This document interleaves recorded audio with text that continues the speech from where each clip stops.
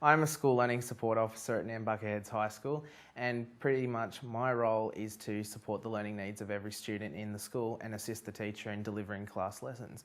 And you're going to do 10 minutes of maths games on the app? Yeah. Yep, okay. Working out the learning goals for Jacob has been an interesting path, to say the least, because the learning outcomes that are in the syllabus, they are very general for the life skills outcomes, but they can be modified so relevantly to the classroom situation. When the kids are listening to the teacher speaking at the beginning of the lesson, explaining what's going on for the day, he is there listening as well. Then he will complete his worksheets and he will go through them at his own pace. Good work.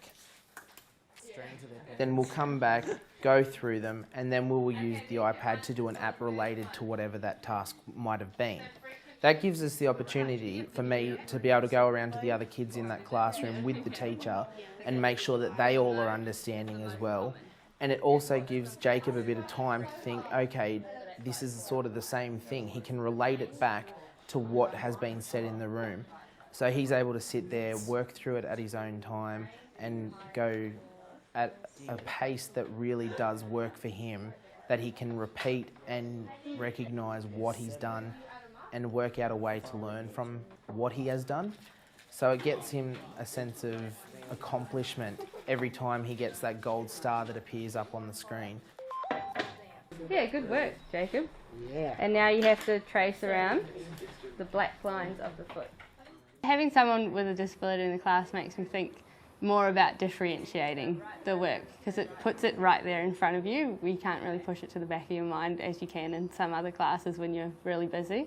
But having Jacob in the class, it helps me differentiate the work even for all the other students that we're doing. So he's got to do the life skills part of what we're doing at the moment, which is really good because it helps me just know the lower end and the higher end and where you've got to go in between.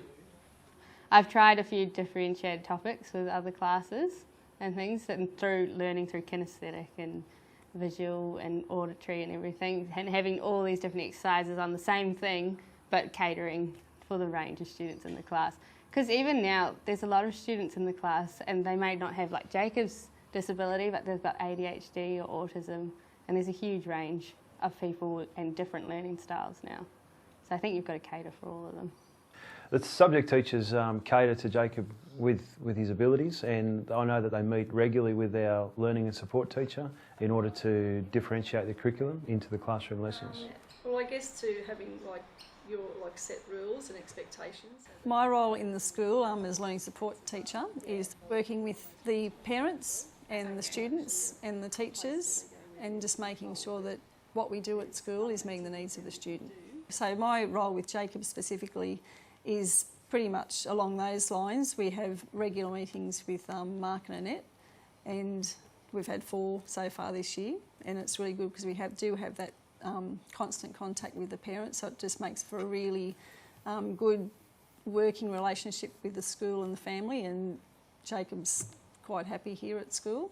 So we have those meetings, we set down goals, and those goals will generally be adjusted over the year, and the teachers can go through and say, yes, he's achieved those or he's achieved them with assistance, and then that's put back into the report, and it's virtually the same as what all of our other students get, except they'll have a different set of outcomes that they'll be reporting against.